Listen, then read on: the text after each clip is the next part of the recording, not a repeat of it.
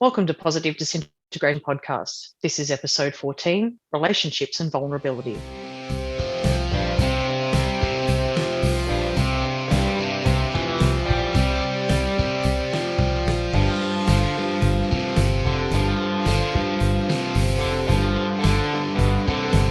Welcome back, happy listeners, and thank you for joining us on another episode of Positive Disintegration Podcast, a framework for becoming your authentic self. I'm your host, Emma Nicholson, and my co-host is Dr. Chris Wells. Hi, Chris. How are you today? Hi, Emma. I'm well, thanks. How are you? I'm great, and I'm interested about today's topic, which is relationships. I'm interested too. I think that this is going to be a great episode, and I am excited about it. And I know you, Chris, you have a particular feeling about relationships and Dabrowski, and not only what the theory means for the relationships, but also your relationships within the community. That's right. I have to admit that I never expected when I started learning about the theory that it would connect me with so many people from so many places and that it would give me so much. Yeah. And the theory also makes a big difference when you're viewing your own personal relationships as well. So I'm interested to see what comes out about that. It will be interesting. I agree. So without any further ado, our guest today is Michele Kane. Michele is Professor Emerita in Special Education from Northeastern Illinois University, where she coordinated the Master of Arts in Gifted Education program for over a decade. She's been active in national and international organisations in leadership roles, and a primary interest is enhancing wellbeing for gifted people across their lifespan. Welcome to the podcast, Michele. Thanks so much. Thank you, Emma, and thank you, Chris. And I'm going to jump right in without further ado. I almost didn't want to have you read that bio because I wanted to start talking about relationships right off the bat, and especially related to Dabrowski. What I can tell you about my relationship with Dabrowski and my interest in Dabrowski was that, like many people who are students, devotees, however you want to describe it, of the work of Kazimierz Dabrowski, is that I was one of those people who had the tremendous aha experience, who had when the theory was explained to me, and when I know exactly where I was. I know exactly, I have, in some ways, an eidetic memory of that event because it was so emotionally charged, it was so intense, and it was so healing, and it was so scary, and it was all these things all at one time. And so when we're talking about relationships, what I wanted to say was the first thing about Dabrowski's theory is that oftentimes learning about it is it changes your relationship with yourself. And so that's the piece where I really want to get started, because my identity, I would say, was crystallized in that moment. My identity was that, you talk about authenticity.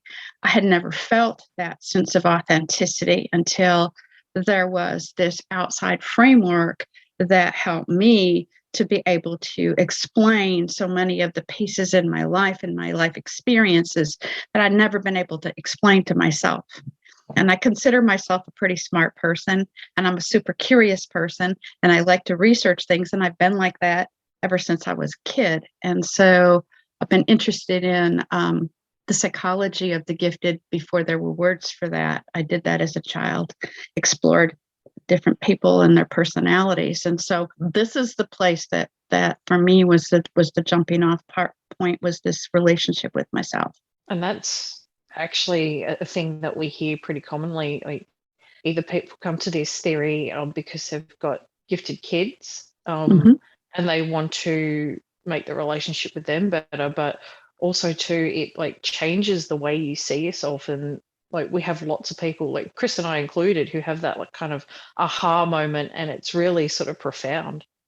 Yeah, and it's very hard to describe. I've tried to put it into words many times, but for me, what it felt like, I can tell you internally what it felt like. It was sort of like, it was sort of like the keys in a tumbler. It's just like boom, boom, boom, boom, everything fit together, and it unlocked this this opportunity for me to be able to explore my inner world in a way that I hadn't been able to do so in the past. And so that was just, it was just very, very overwhelming, first of all, in terms of emotion. But I need to tell you, so this was quite a long time ago. So this was before the internet. I didn't have at my fingertips podcasts and research journals and all kinds of things like that. There were very, very few people. I was one of the first people to hear Dr. Linda Silverman do an all-day presentation on counseling the gifted in Chicago for the Illinois Association. I think it was actually the Illinois Gifted Association was different at that time. I heard this presentation because I do have a background in counseling. And so I went to this presentation. And then, of course, it was just like eating chocolate, like, right? I had to just get filled with everything that I could find. And so I remember going to the library, and I needed to get volumes 1 and 2. I mean, the references were there and I just had to have it. And so the only place that had it was at the University of Illinois, which was pretty far from my house. And it was a 3-month wait for me to get that. And I can remember opening the books and seeing them, and and just being in tears, because I felt like, I just felt like it was the Bible. It was like, something that was going to unlock the secrets of the universe for me. And in some ways it did. That led to my really wanting to talk to Michael P. Husky, who, I prayed at his altar. I thought he was the closest thing to God that I had ever known in my life. And so he was at Northwestern, and I lived in a suburb that was about 35 miles from there and not too far. And so I had an old rotary dial phone. I can see myself doing this, and I could hear in my mind's ear, I can hear the thing as I looked up his phone number, and I would call. I wanted to talk to him so badly. And he would answer the phone, and I would be so overwhelmed that I would just be like, and then I couldn't talk anymore. And I would hang up the phone. And that happened for several months. And, these days I would have been probably arrested as a stalker or something, but that was my first intro to Michael. And then he moved, he changed universities. And I there, like I said, there was no internet. There wasn't anything you plug in, hear the name of this person and 6 million things pop up. And so I lost track of him until I was very fortunate to be able to go to one of the first, with one of my school colleagues. I was teaching at the time in a school for the gifted. One of my friends who insisted, Michelle, you're going to do this, that we go to Ashland, where one of the first presentations was done about the theory with a group of other kinds of interested folks, scholars, some not, just people. And I will tell you there that I developed some of the relationships that I have now that are some of the deepest and richest relationships of my life, that have developed over so many years. And that just led to my passion, both for understanding the theory and wanting to share it. I was like the biggest disciple in the world. Anybody who would listen, I wanted to share the good news. I was one of those folks who wanted to do that. So that's the piece that I really want. Chris started it, this conversation, but I would really want people to understand is that my experience of the people who study Dabrowski's work is that people have been extraordinarily inclusive, and that even though they may seem, they're standing in some high mountaintop kind of thing, that in reality, there are folks who really want others to know more, to be able to explore, to help people find connection, to help people to take the next steps on that journey towards wholeness. And I think that's been the greatest gift to me. I mean, people like Chris not too long ago, and, our relationship's been enriched in so many ways. And I met somebody for the first time, and you, Emma, tonight. So, it's always enriching and it's exciting. It is. It is. I have been thinking about meeting you, and we first met at the Congress in 2018. That was the first time I think that we talked like face to face. And, I also got to know Dan, your husband, at that Congress. And then right on the heels of it, we had Sing that summer. And so it was really neat to have these two experiences back to back, to spend time talking a little bit and get to know you. And that was a big deal for me.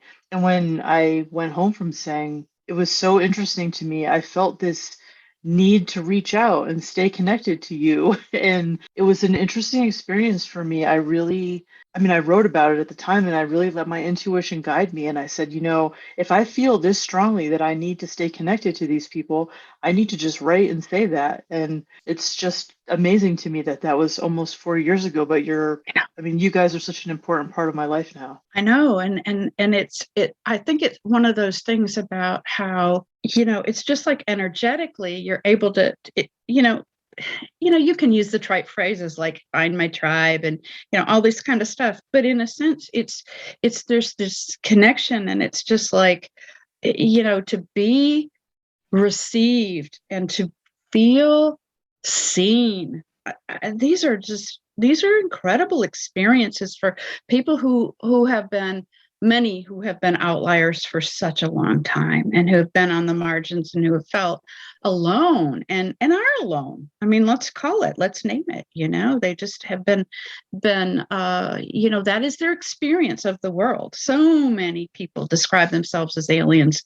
When I was working with children, they would say that, I got dropped here from a planet that I can't even find my way here.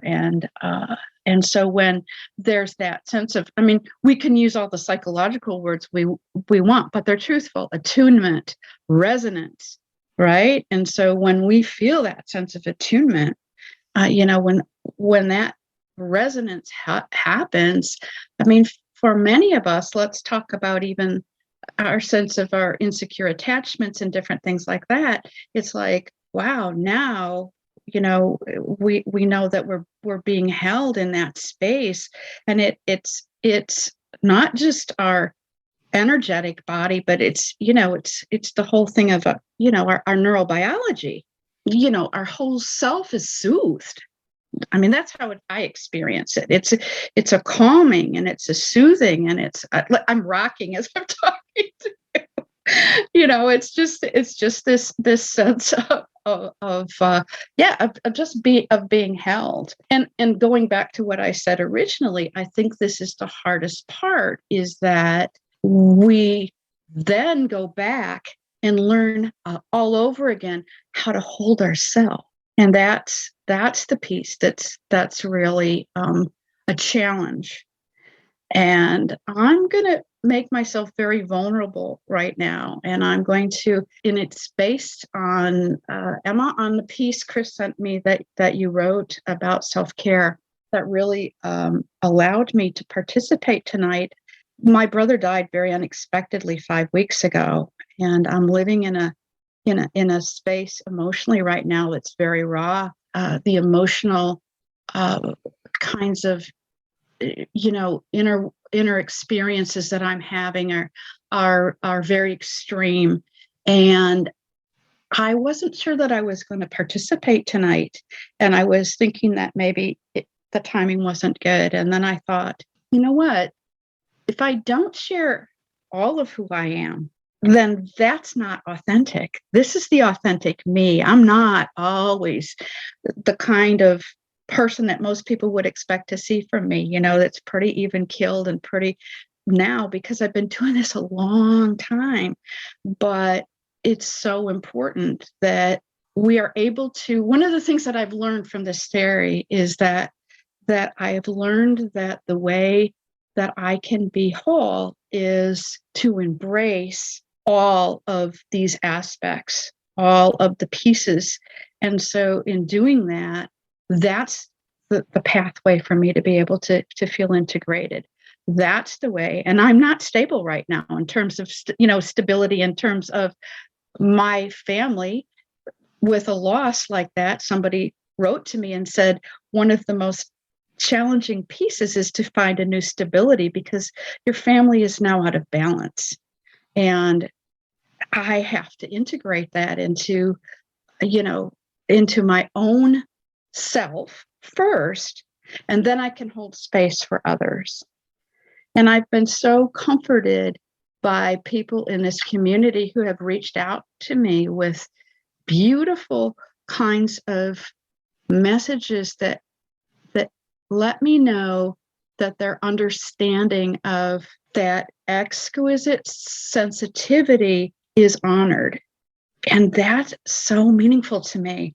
One person I wrote to about my experience of losing my brother, and what I received back was, Michele, one of the things that I'm hearing from your words is that you've been able to hold space for those who are the most vulnerable around you. And that made me cry, because it's true. And I do that a lot. I hold space for vulnerable people a lot. But that somebody realized that about me and honored that helps me to be able to do the next right thing. And I think those are the pieces, those beautiful people who have come into my life have enriched it in ways that I can hardly express it. There really aren't words for it. And I want to talk about this because I think that it's so important that we recognize what we mean to each other. And, again, these things can just be trite little phrases, but I'll tell you guys one more funny story. There was a time, I would say maybe about 10 years ago, I'd been to so many seminars. I probably have, Chris knows this, and I'm not exaggerating, I probably have 500 self-help books.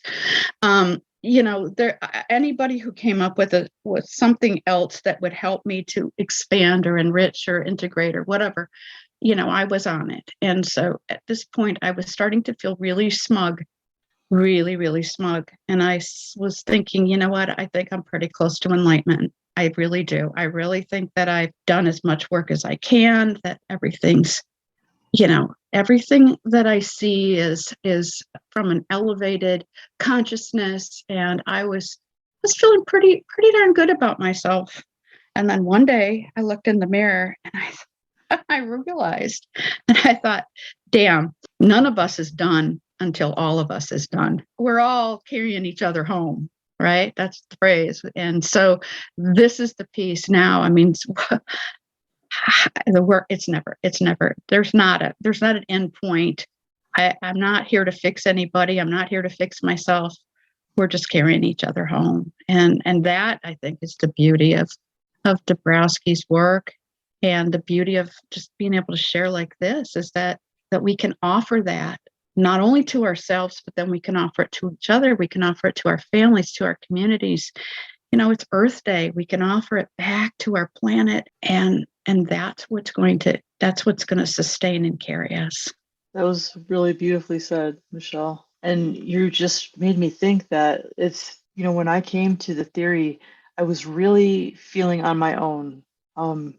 I was feeling alone in what I was doing, and I was so self-oriented. I came to it while I was doing this autoethnography, and so I was studying my past, and I was trying to figure out my traumas and work through them. And the thing that I've realized recently is that, what I've gotten from the theory is that I'm not alone in this anymore. I mean, I couldn't be further from alone at this point. There are so many people in my life, and it's just so much richer and deeper. Everything that brought me to this has been transformed, and now I see that I'm just trying to help other people not feel alone. And when you come to the Dabrowski community, that's what you receive in abundance, is the mirroring that you have never had, and people who get you, and it's like you're home for the first time. Yeah. And the only way you can do that, and thank you for sharing yourself, Michele, and allowing yourself to be vulnerable, because I think the only way you can, and we can all find a sense of place and not be alone, is by sharing that vulnerability, and not just the victories, not just yes, I found the theory, I have a path forward, but it's those horrible, vulnerable moments. And I like to call it eating a hot dog, because, hot dogs are full of rubbish. They're full of hooves and bits of pigeon and miscellaneous meat that you don't want to even think about, but you eat it anyway because there's a greater need. And the only way that we're ever going to help people come out of that loneliness is to say, I feel vulnerable too. I get sad too. I get lost too. That's the way that we can connect. But it takes people to have that bravery to share themselves and be wholly authentic, and not just be some, social media image of perfection that, people are trying to pretend that their lives are all together. And that's never going to be the way that we connect, because we all go through those moments of tears and trauma and, being lost. And without people getting up and saying, I experienced that too, we're never going to find the other people to connect with. So those humans that are like us, that are feeling those things, will never be drawn out of the darkness, and we'll never find each other unless we can put our hands up and say, there are days when I have no idea who I am, and I just feel lost and completely alone. And by declaring our loneliness, it's actually a way to overcome that very problem. Yeah. And I think it's the way that we invite others to connect with us, because then, as you said, when we share our vulnerabilities, then there's some sense of, of recognition. Otherwise, I mean, like, as you just said, Emma, that it's almost like people are these, it's a false self.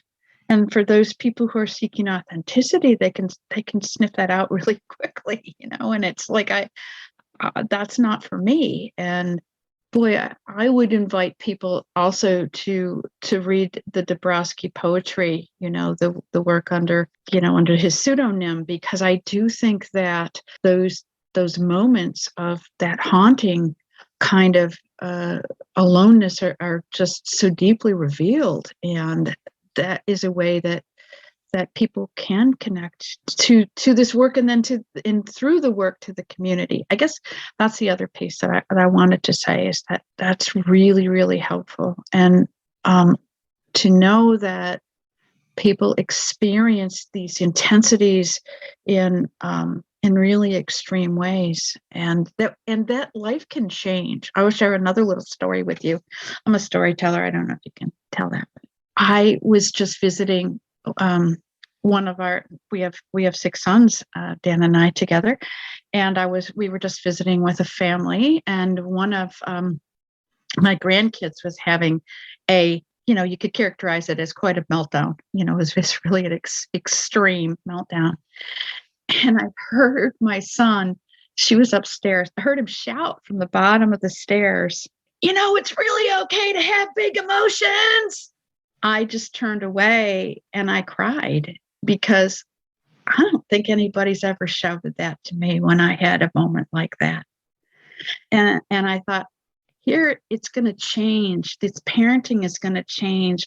People are going to change, because we know, the stress and anxiety that's going on right now. We've got people saying we need to start screening kids for anxiety at age 8.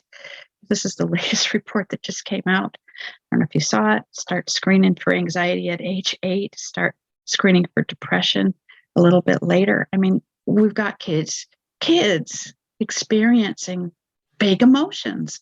And this is a way for us to be able to help parents help their kids, I guess is what I'm trying to say, so that that trickle down can happen in ways that are that do enhance well-being and allow people to flourish, because they can know it's all right. It's okay. Yeah, even though not all gifted people experience overexcitability or these big emotions, some of us do. And those of us do need to have this information. It has to be out there. Yeah, and I'm glad you said that, Chris. I don't want to generalize and make it seem like every person has all of this, because there's individual. I mean, that's the other piece that you learn, is that we're looking at profiles of individuals, and each person has, just like their fingerprints, it's unique signature, and they bring to it different kinds of things. And developmentally across the lifespan, that's the other piece that I like to talk about, is that a lot of things will shift and change based on all kinds of things. I mean, we just look at just how the world in this global pandemic has shifted and changed every sector of our interactions, our social structures, our political structures, our educational, our economic structures will all be forever changed. And when people talk about going back to normal, there is no whatever that means. There will be a new baseline. We don't even know what it is yet. So I think it's important to recognize that in sharing this work, that there isn't just one profile, or there isn't, sometimes when people talk about the levels and kind of use shortcuts with that, we're looking at, characteristics of level 1 or 2 or whatever, however you want to do that. But let's put the rest of this into the mix, right? So let's talk about developmental potential, and then what developmental potential is comprised of. And then how does that, when we're looking at environmental context, it's an aspect of that. How do those contexts shift and change? I mean, you just think about your own life pre-pandemic and post-pandemic, and how just the seismic shifts. And so, yeah, I think it's really important that one of the things that we recognize is that we can offer ways to, like I said, to connect, or ways to be able to address some of the experiences that we have, but they're not going to be the same for every person. There's just a range, and that's the way I look at it. But oftentimes I think the range is it's a wider range. And the way I used to explain it to kids is when I would try to explain the theory to children or explain to kids, I would say, like, some people have a range like Mariah Carey, it's 5 octaves. Some people have a range like Bo Diddley, 3 notes. You can't say one makes better music than the other. It's not a better than or a worse than. It's just an isness. And so you're looking at those shades. And I think this is the thing, or if you think about, I like metaphors a lot. If you think about, the box of crayons, a lot of people have the 8-pack of crayons in terms of their emotional experiences. It's, angry, sad, it's disgust. It's just that's their emotional expression or emotional range. Some people got the 64-pack with the crayon sharpener. They, and that's why when their emotional range is, or their tone is mislabeled or misunderstood, that they get very upset because they don't feel heard or seen. Where you might say, you're really angry. I can see it in your tone. You're telling me but I can tell you're angry. And it's like, maybe they're fearful. Maybe they're ashamed. Maybe they're, embarrassed. And so that shade of meaning becomes extraordinarily important. I think Dabrowski's theory allows for that range of expression in a way that helps people to accept it, regardless of where they are, whether it's a more narrow range or a wider range. I agree. And that reminds me of that satellite metaphor too, of the people with overexcitability having just the satellite dish instead of like the few channels. It always makes me think of when I was young. I mean, for those of us who are, for me in my middle age now, it used to be that you had like a very limited number of TV channels, and that was it. And there were like the 3 main networks, and now there's this enormous variety, and that is what it's like to have all 5 overexcitabilities. It's kind of overwhelming. There's no kind of about it. But I think too, when you start to understand that about yourself, if you can articulate that to someone, that you're in a relationship in particular, there's a sort of mutual acceptance and go, okay, I can accept that I've got way too many colors than I can arguably deal with. And sometimes I'm coloring with like 5 or 6 crayons at the same time, and not even I know what's coming out of that mess. And I can understand that you've got a very more straightforward 8-pack of crayons and you're coloring with one color at a time. And I think that acceptance helps bring people together.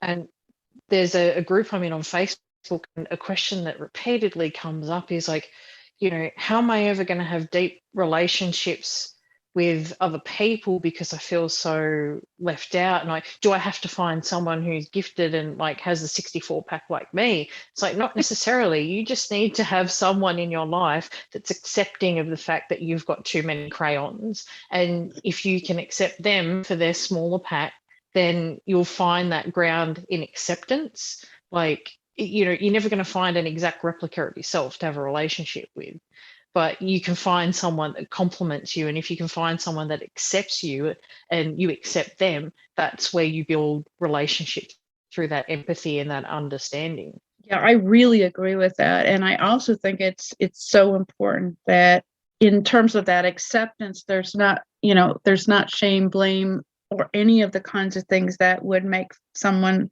again, feel other. It's that sense of belonging, and that's hard. Those belonging needs are so strong. And I like the way that you describe that, because I think that's exactly it, is that in building those relationships, that's where we start to really enhance our understanding and perspective of how other people view the world, because we only have our own narrow view. I mean, we just think that's the way it is. I can't believe how often that happens to me. And I know it up here that each person is, you just heard me say it, but to live it and then read somebody else's point of view or perspective on something is always very enlightening to me. It's why my dear friend and mentor, Annamarie Roper, the person I wrote my dissertation about, she said, it's the only reason that I prefer fiction over nonfiction. And I said, why? And she said, because authors who have these incredible abilities to be able to share rich emotion, and she said, I love to delight in that, but they share experiences that I've never felt and I've never had, but I can experience it vicariously through beautiful writing. And I know we've all had experiences like that where people have been able, and it's like, oh, they just named it perfectly, it's, and it helps us to be able to understand our own selves in that way too, which is another thing that I want to talk about just a little bit, is that I know that probably a book that helped me when I was a teacher of the gifted was a book by Judith Wynne Halstead called Some of My Best Friends Are Books. And I wish I had written a book with a title like that. I love that title. I would say that this is another way we can build relationships.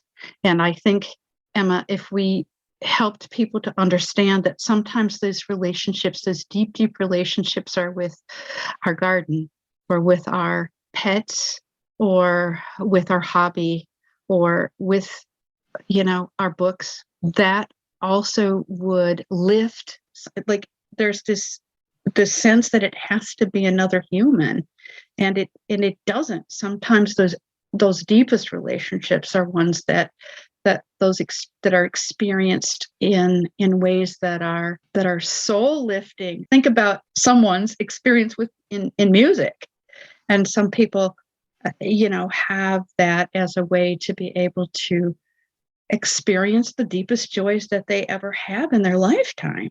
It's interesting to me that you brought up Annamarie right when I had her in my mind, because I thought to myself, I need to mention that. I mean, before we actually met, the summer before we met, I was still working on my dissertation, and I had reached out to you for yours because I was interested. And I mean, of course, I was interested on more than one level because I was working on mine, and that was interesting. But I knew that you had done yours on Annamarie, and that she was, close friends with Michael, who I was getting to know at that time. And now I have taken on this project that, as you know, I'm working on, where I'm writing about him and studying his life. And that's just another thing about relationships in this community. Having this opportunity to get to know you, to get to know Michael, has really brought Annamarie to life for me in a way that is so special, because she, like, her wisdom and the things that she would talk about are just so deep. And they, like, sometimes I'll find some notes from Michael, or like an excerpt, or like a transparency, a slide or something with a quote from her, and it's just incredible. And so I wish that I had had the chance to to meet her in person. I know it's been like 10 years next month since she died, I think, which is kind of shocking. Almost, yeah, almost, right. Almost 10 years. It's hard to believe that. And one of the books that she wrote is Beyond Old Age. The other thing that she left and gave us was this roadmap of her experiences as she went through the aging process, And I remember as she would always say to me, Michele, if you want to ask questions or you want to know something, you better ask now, because I'm getting closer to the end of my life than I am the beginning. And she wasn't anybody who was afraid to talk about death. She used to say this, I think she wrote about it in that book too, is that why wouldn't she be curious? She's been curious her whole life. Why wouldn't she be curious about what death was? And she used to say, I just want to peek around the corner a little bit. And I'm not sure I'm ready to go walk through the door, but I want to peek around the corner. And the work that she did on consciousness and the nature of consciousness was really, it's very illuminating in terms of how she brought her wisdom, like you said, Chris, into her experiences of education. And that's what she really felt that her mission was once she and her family left Nazi Germany, was to bring her philosophy of education, which was this dual and complementary self-actualization and interdependence. So that was, you would come into your best self, but you would do it in community. It was always about bringing those two things together. And I think that is another really important aspect. And what she believed, and she would say, was that every day that they were able to educate children was a day that they triumphed over the Nazis, because that's what they felt was that education was the path forward. I've seen all of these proceedings over the years from the Dabrowski meetings that there have been, there have been so many since the one you talked about, like those early ones in Ashland. And I think in the 90s, it was still like people were still figuring out, is it going to be like alternating years, US and Canada, who's going to be in charge of it? And you were the one who did the one in 2018 in Naperville, Illinois. Right. And it was so wonderful. I mean, I can't even articulate what a special experience it was for me. It was really overwhelming. It was an overwhelmingly positive, amazing experience. It overwhelmed my emotions that week. Like, I left it and just, it was hard to integrate that whole experience. But I guess what I'm trying to say is, like, you have been a part of this. I know that you have been to so many of these gatherings, and right. It's been such an important part of your life. And one thing that's been so clear to me is just like, you are such a generous person, and Dan too. Like, you guys and your generosity just like shines through. And I don't know, that was so clear to me then, like at that Congress, and it's been so clear to me like all of this time. And so I don't know, this is like a meandering way to say that I know that you've been a big part of like caring for and like tending this community. Yeah, that's the word that came to me. Yeah, it's like a caretaker. It is. Thank you for saying that, and for giving voice to that. That I appreciate that so much. But you're right. There was something that compelled me. And I was also did the one in St. Charles with Cheryl Ackerman. And so coordinated that. And even before that, did one in, believe it or not, way, way back in the day, with the friend who dragged me to Ashland, Kimberly Romello, in Lake Geneva. And so there have been a number of these gatherings. And I guess maybe this is a good way for us to possibly to end our conversation, is to talk about just being invitational. So if you're listening to this and you really want to be in community, there is a Congress that is coming up this summer that's going to be in Denver, right in your backyard, Chris. And it's going to be available as the way, I mean, this is a gift from the pandemic, right? I don't think there'll be any conferences going forward that won't be blended, both virtual and, and on site. So we hope that people who can't who are able to travel can do so. It's the conference fees are very affordable. Come join us, come have some fun, and be prepared to take the next, as Chris said, to take the next week off to be able to decompress, figure it out, integrate. I always do this. Truly, I do. Is I don't come back to a heavy load because, oh my goodness sakes, it's immersion. It's just an immersion, and it's an unfamiliar feeling because we're not accustomed to being with so many others who are like-minded, and it's quite unforgettable, and it's quite nourishing. Keep tending the garden, and then and then there's beautiful people like the two of you who are carrying on the work and sharing it with people all around the world. And so this is what we are. This is what we do. And I'll end with what I just said. None of us is done until all of us is done. So we got more to do. We do invite you to join us. It's going to be very special. And it's going to be special for the virtual people too who aren't on site. Yeah. We will do our best. Just to put a nice little nightcap on this episode, I'd like to read out a poem, and we can thank Eric for starting this trend. But this is actually one that Dabrowski wrote himself, and it's called Be Greeted Psychoneurotics. And it says, be greeted, for you see sensitivity in the insensitivity of the world, uncertainty among the world's certainties. For you often feel others as you feel yourselves. For you feel the anxiety of the world and its bottomless narrowness and self-assurance. For your phobia of washing your hands from the dirt of the world. For your fear of being locked in the world's limitations.